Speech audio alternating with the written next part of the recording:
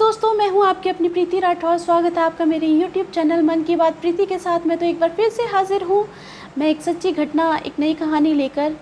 दोस्तों, ये कहानी है उत्तर प्रदेश के बुलंदशहर ज़िले के एक कोतवाली की, जहांगीराबाद की।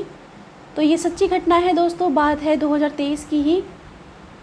तो दोस्तों, एक फ़हीम नाम का लड़का होता है। एक बार क्या होता है कि उसकी भतीजी होती है, छोटी सी भतीजी होती है उसकी। तो क्या होता है कि वो एक बार उसको लेने चला जाता है, और छुट्टी से पहले ही वो उसको लेने चला जाता है। तो वो स्कूल में जाकर मास्टर जी से कहता है कि मेरी भतीजी को मेरे साथ भेज दो, कुछ काम है, कहीं बाहर जाना है, तो इस वजह से मैं जल्दी लेने आ गया हूँ, उसको मेरे साथ भेज दीजिए। तो मास्टर साहब पहले तो बोल देते हैं कि ठीक है, ले जाओ, क्योंकि वो उसका सगा चाचा था, तो उसको बोल देते हैं। फिर उनके मन में थोड़ा सा डाउट आता है कि अरे, ये बीच में से इस तरह से कैसे, पेरेंट्स नहीं हैं और इस तरह से। तो उस लड़के का पहले से ही पता था सबको कि ये लड़का थोड़ा ठीक नहीं है। तो मास्टर साहब को शक होता है, वो लेके तो चला जाता है लड़की को। तो मास्टर साहब क्या करते हैं कि उसका पीछा करते हैं, उसके पीछे पीछे जाने लगते हैं। तो जब वो उसका पीछा करते हैं तो वो देखते हैं कि लड़का अपनी भतीजी को उसके घर की तरफ न ले जाकर वो जंगल की तरफ, खेतों की तरफ ले जा रहा था। तो मास्टर साहब ये देखकर बहुत हैरान हो जाते हैं और मन में सोचते हैं कि चलो, अच्छा हुआ मैं पीछे पीछे आ गया।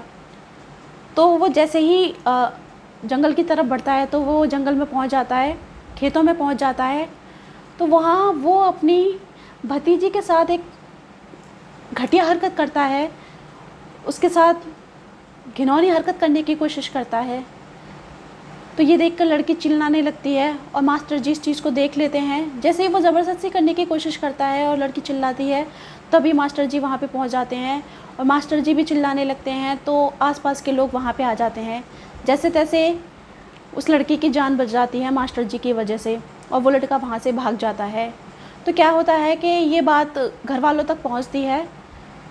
तो घर वाले क्या करते हैं कि ये बात बाहर ना जाए, और वो उस बात को कि घर की बात घर में ही रहनी चाहिए, चलो गलती हो गई। तो घर वालों ने उसको माफ़ कर दिया और इस पर कोई एक्शन नहीं लिया, और ना ही घर की बात को कहीं आउट होने दिया। वैसे तो लोगों को पता चल ही चुका था कि ये घटना हुई है, तो घर वालों ने इस बात को दबाने की कोशिश की। फिर कुछ टाइम बाद क्या होता है कि एक शाम को एक पड़ोस की बच्ची खेल रही होती है, जिसकी उम्र महज 4 साल होती है। तो वो खेल रही होती है, तो वो अचानक से गायब हो जाती है। उसके परिवार वाले उसे ढूंढने लगते हैं। तो गायब होने से पहले उसकी बुआ होती है, पड़ोस की एक बुआ होती है, वो उस लड़की को देखती है, उससे मिलती है कि अरे तू यहाँ कैसे बैठी है। वो बाहर बैठी हुई होती है, फिर वहाँ से निकल जाती है। फिर थोड़ी देर में पता चलता है कि वो लड़की मिल नहीं रही। तो वो सभी लोग उसको ढूंढने में जुट जाते हैं, पड़ोसियों के घरों में जाके देखते हैं, इधर उधर देखते हैं, तो कहीं भी वो लड़की नहीं मिलती है। और पुलिस को इन्फॉर्मेशन दी जाती है, फिर इन्फॉर्म किया जाता है कि उनकी बेटी लापता हो गई है। तो जो उसकी बुआ थी, उसका शक जाता है कि ये जो पड़ोस में एक लड़का है फ़हीम, उसकी आदत कुछ ठीक नहीं लगती है, और लड़की मिल नहीं रही है, आखिर कहाँ चली गई छोटी सी बच्ची। तो फिर वो उसके घर पे जाती है, अपनी एक और पड़ोसन को लेकर वो घर पे जाती है। तो घर वाले उसको अंदर नहीं आने देते हैं।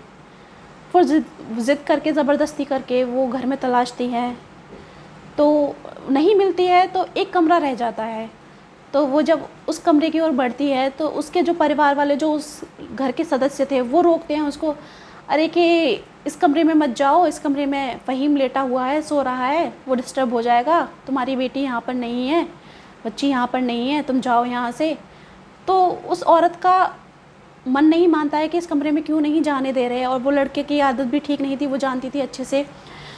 तो फिर वो ज़िद करके, ज़बरदस्ती करके उस कमरे में चली जाती है, इधर उधर देखती है, तो नहीं मिलती, वो लड़की नहीं दिखाई देती। फिर अचानक से वो बेड की तरफ जाती है, बेड की साइड में जाती है, देखती है, टॉर्च जला के देखती है, अंधेरा हो रहा होता है वहाँ पे। तो बेड के ही नीचे एक कोने में उसको वो लड़की दिखाई देती है, और वो लड़की को देखते ही एकदम से चीखने लगती है, हैरान हो जाती है, स्तब्ध हो जाती है, चौंक जाती है। लड़की इतनी बुरी स्थिति में थी उस लड़की के शरीर से खून बह रहा था, जगह जगह खरोंच के निशान थे, उस लड़की को नोचा गया था, उसके दोनों पैर टूटे हुए थे, घुटने से नीचे से उसके पैर टूटे हुए थे। इतनी बुरी कंडीशन में थी वो लड़की, और वो लड़की ख़त्म हो चुकी थी, मर चुकी थी।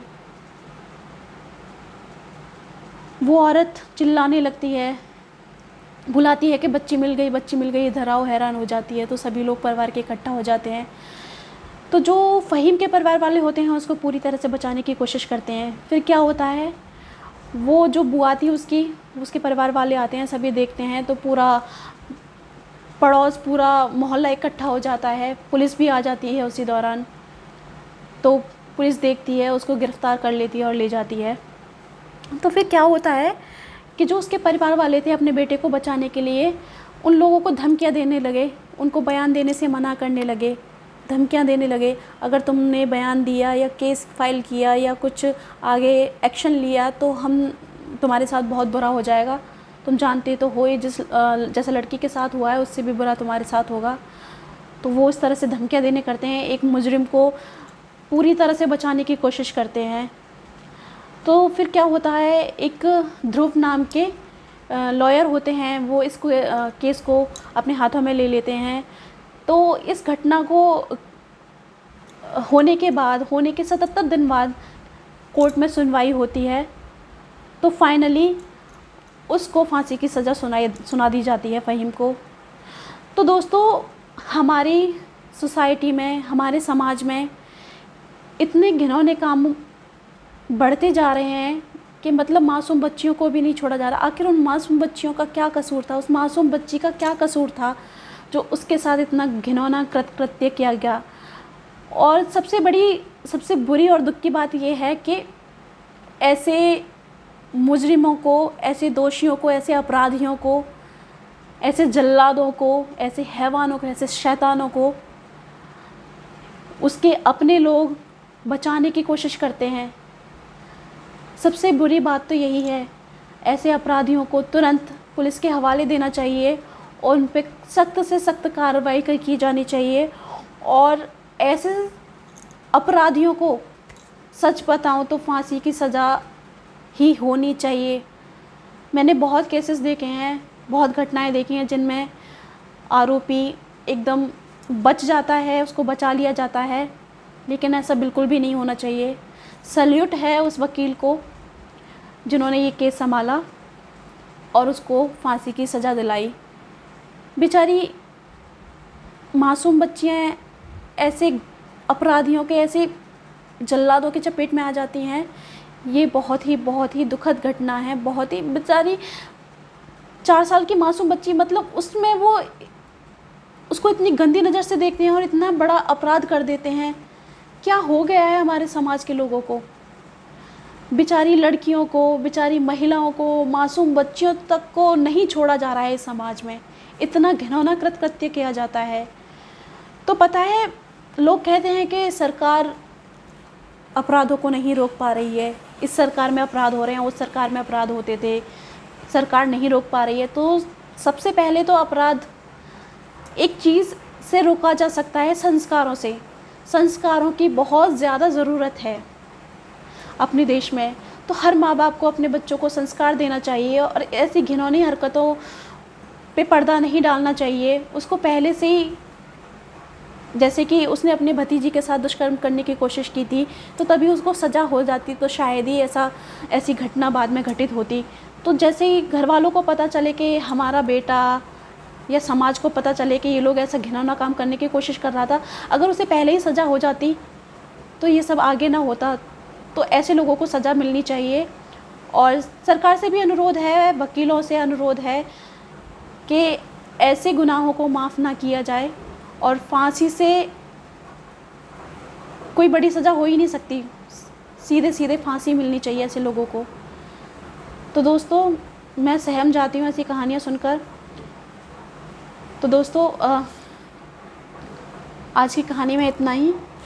आपको कहानी पसंद आई हो, पसंद क्या ही बोलूँ, मैं कुछ बोल नहीं पा रही हूँ, हिम्मत नहीं है अब आगे बोलने की। जब मैंने ये कहानी सुनी थी, इस घटना के बारे में सुना था तो मैं बहुत रोई थी, मुझे बहुत रोना आया था उस मासूम बच्ची के बारे में सोच के, उसके परिवारजनों के बारे में सोच के बहुत दुख हुआ था, बहुत रोना आया था। तो ऐसी घटनाएं अपने समाज में नहीं होनी चाहिए। ऐसी अपराधियों को कड़ी से कड़ी सज़ा, फांसी की सज़ा मिलनी चाहिए। तो दोस्तों, धन्यवाद आपका।